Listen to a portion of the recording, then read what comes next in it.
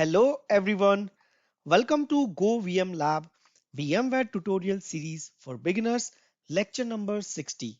How to create and edit alarms in VMware vSphere environment. Now, what exactly is alarm?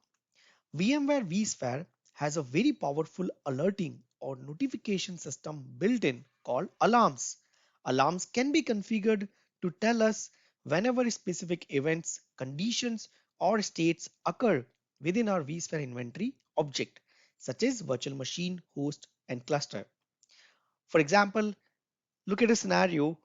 You have a virtual machine which is running your one of your critical application, and suddenly the CPU usage increases to the 90%, and within a fraction of minutes that application goes down because it has a CPU contention on the underlying host. Now how do you handle those kind of scenarios? What if I have a mission critical application running inside a virtual machine and that gets suddenly powered off? How do I get to know about that mission critical system to get powered off, and how could I go and take preventive precautions and measurement to avoid those kind of situations in a production environment? And that's where this entire alarm notification system provided by VMware plays a very critical role in defining a very powerful monitoring solutions to maintain and monitor our vSphere environment in a much more predictive and a taking a proactive precautionary measurement to avoid those kind of unexpected events. If you look at this screenshot, you do see that there's a bunch of alarms VMware has already pre-configured for us. We just need to make use of these alarms. For example, you do see that we have alarm definitions. These are pre-configured alarms provided by VMware. There you could see the name of the alarms, what are what are these alarms are all about it. And the next, you do see that under object type, it tells us that on which specific object, for which specific object this alarm has been configured. For example, is this alarm specific to vCenter server or host, data store, virtual machine, or maybe a distributed switch or cluster? So let's go and understand how do we go and create these alarms or make use of VMware pre-configured alarms, and let's tune up these alarms as per our application requirement, and let's go and create a very powerful notification built-in system using these alarms. So let's get started. As you could see that we are logged in to our vCenter server named as savcsa01.govmlab.local. Now let's go and browse our vCenter server. So we have a data center created as SA-data center. Let's go and browse our data center. Within that data center, we have a cluster created as SA cluster, and we also have a ESXi standalone ESXi host, which is actually part of our SA data center. Let's go and browse our cluster. So as you could see that we have a 2 node cluster created, and we also have a 2 VMs which are running inside that cluster. Whereas let's go and browse our standalone ESXi host, and we have a test VM01 which is running on that particular SA ESXi 05 host. Now to configure the alarms, what we have to do, let's go and talk about the alarms which are very specific to our virtual machine object. So click on virtual machine, click on configure, and there we do see option as alarm definitions. As you rightly see that, click on alarm definitions, and then you will see that there are bunch of alarms have been pre-configured by VMware itself. And that's a, as we discussed, it's one of the very powerful notification system what VMware has really provided us for a better monitoring of our vSphere environment. And VMware has also given us a bunch of pre-configured alarms which can really simplified in defining this alarm notification system. So let's go and discuss about these alarms. Now before we go and discuss about these alarms, as you do see that, look at the object type which clearly says that all these alarms are very specific to virtual machine object. Now Similarly, if you click at the host level, you will see that click on that host, click on configure, scroll down, and you will see that there is something called alarm definitions. Now, when you look at these alarm definitions, you will see that all these alarms are very specific to object type host. As you do see that, when we click at the host level, it shows us all the alarms which are defined at the host level. So which clearly tells us that all these alarms are very specific to ESXi host object. Now similarly, if you click at the cluster, you click on configure, go click on alarm definitions, you will see that now these alarms are at the host as well as at the virtual machine level, because a cluster is made of ESXi host and the virtual machines. And that's where we do see that at the cluster level, we do see the alarms which are having a host specific object, host specific and the virtual machine specific alarms. Now, similarly, if you look at the cluster level, which is a much bigger object, so click on configure, and again, you will see that we have a bunch of alarms which are defined or very specific to the data center level. And the last but not least, we have a topmost object called vCenter server. And once you click at the vCenter level, click on alarm definitions, and you will see that bunch of alarms which are very specific to vCenter server. And as we all know that vCenter server is the topmost object of our entire vSphere inventory. So that's how we can navigate to these alarm definitions at every object level to see the alarms which are very specific to that particular object. Now let's go and try to create an alarm, and let's see that how this alarm works.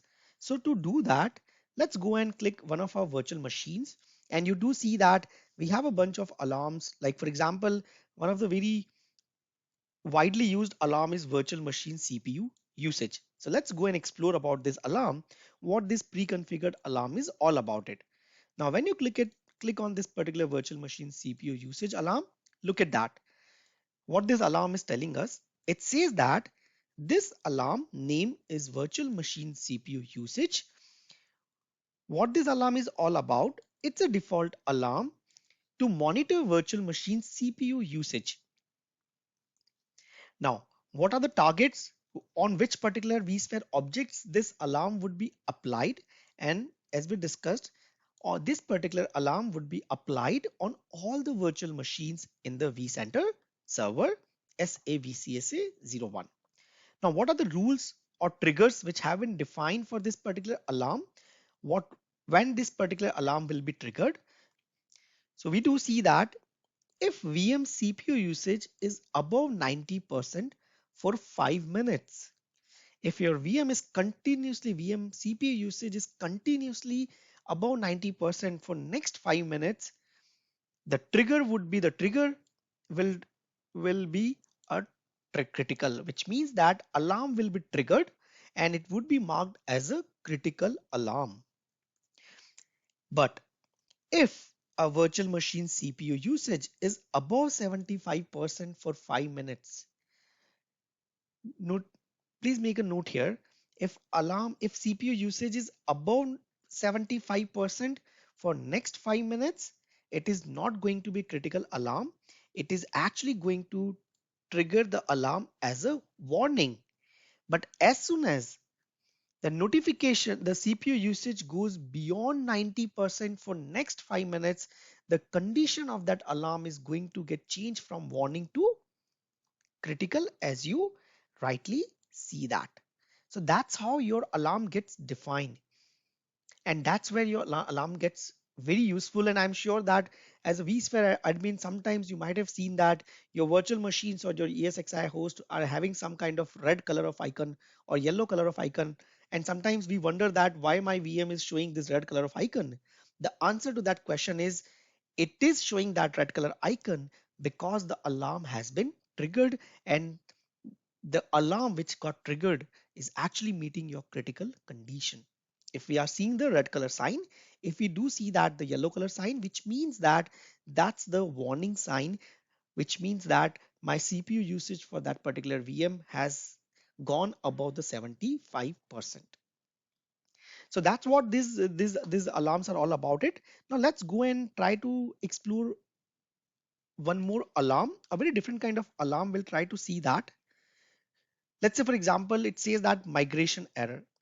Now what does that mean? The migration error alarms are a different kind of alarms. They are not alarms which are meeting a one specific state like a CPU usage or memory usage. So we have a one set of alarms which falls into those categories. Now we also have a event driven alarms which gets triggered when a specific event happens. For example, if you look at this particular alarm, it says that the name of the alarm is migration error, which means that let's understand what is the description of that alarm. Now, the description of that alarm is it's a default alarm to monitor if a virtual machine cannot migrate, cannot relocate, or it is in orphan state. Now, where this alarm will be triggered? So we know that this alarm would be triggered on a target, and the target is all virtual machines because it's a virtual machine specific alarm. Now, in what scenarios, in what conditions, in what events this particular alarm will be triggered. So to know that, let's go and understand the alarm rules. So what are these alarm rules? And the rule says that the alarm rules, as you do see that, the rule says that if it cannot migrate a VM, if your VM cannot be migrated, or it shows migration error, it shows migration error, or it shows migration host level error, or maybe your virtual machine is not failed to relocate. We are not able to relocate that particular VM, or your virtual machine is in orphan state. Any of these one condition met at that point of time, this particular trigger, this particular alarm will be triggered with the condition as or the status as unknown. So that's what this alarm definition is all about it. So as you could see that it's such a useful thing that whenever our VM is not getting migrated successfully, this alarm will be triggered, and that alarm will be triggered for us, and it will be giving us a notification that something is wrong, maybe the underlying vMotion network or maybe that specific host, and that's where your VM is not getting migrated. Now let's go and have a look at our host specific alarms, and let's just see that what kind of alarms we are having it at the host level. So we have seen the alarms, pre-configured alarms at the virtual machine level. Now let's have a look at the alarms which are available at the host level.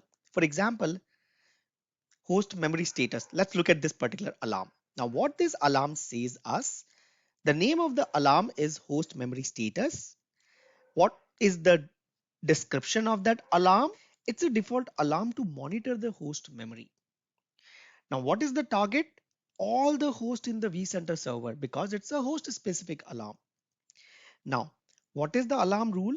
The alarm rule says that if status of each hardware health sensor group memory is equal to red, then this alarm would be triggered. What does that mean? It means that we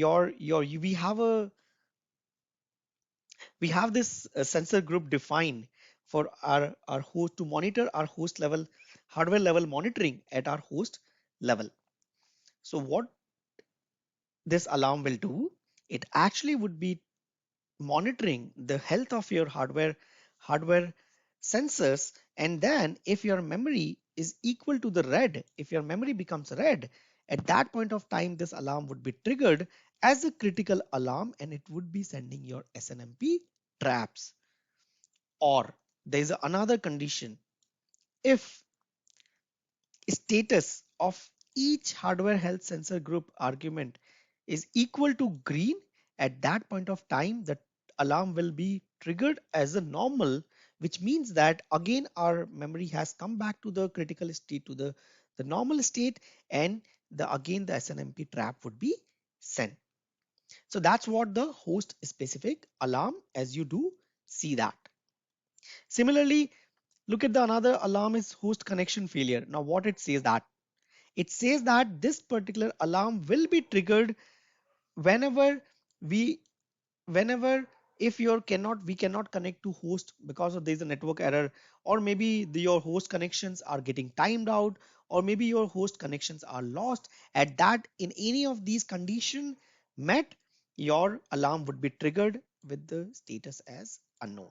This conclude our lecture on what exactly alarms are and how this alarm gets really useful for us in monitoring our VMware vSphere environment more effectively.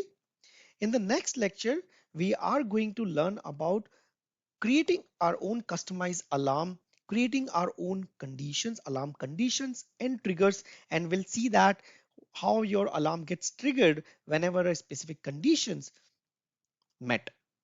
So stay tuned for our next lecture. We hope you enjoyed this lecture. Thanks for your time. Please like, share, and subscribe to our YouTube channel. Thank you.